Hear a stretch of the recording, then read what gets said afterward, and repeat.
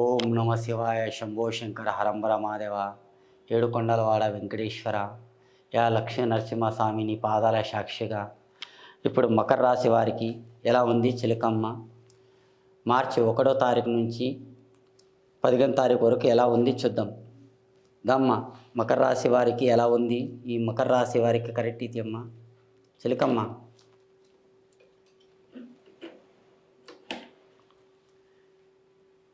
చిలకమ్మ, మీ పేరు మీద యేసు ప్రభు, వినాయకుడు, అల్లా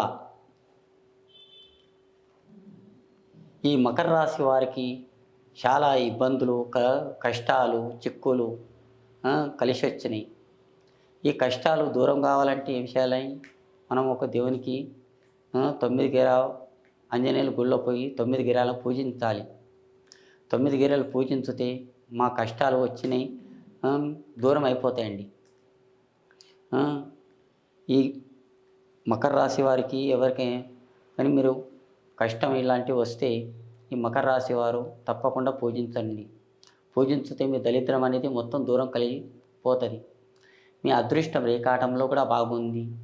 మీరు కొత్త కొత్త పనులు, కొత్త జాబులు, ఉద్యోగం గురించి దుకాణం పెట్టాలనుకున్నది, ఏదైనా వెల్డింగ్ షాప్ పెట్టాలనుకున్నారు, మీరు ఏదైనా రిపేరింగ్ షాప్ పెట్టాలనుకున్నా, ఏదైనా వెళ్ళాలనుకున్నా, ఏదైనా జాబ్ గురించి కానీ ఏదైనా చేయాలనుకున్నా కానీ మీ మంచి గడియలు ఉన్నాయి. నిదానంతో చేయండి. మీరు ఎంత నిదానం చేస్తే అంత బాగుందండి.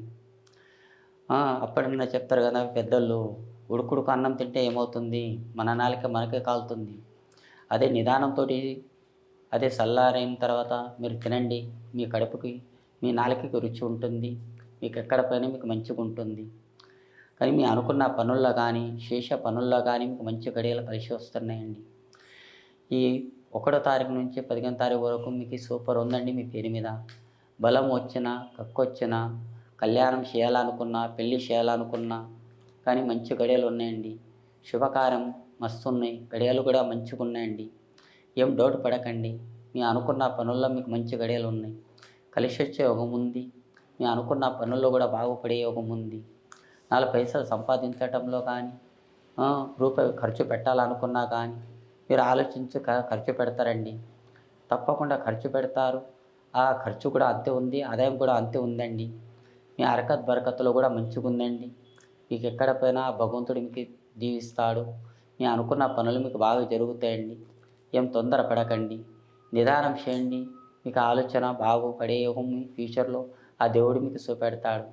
మంచి తవ చూపెడతారు. కానీ తొందర పడకండి, నిదానం చేయండి.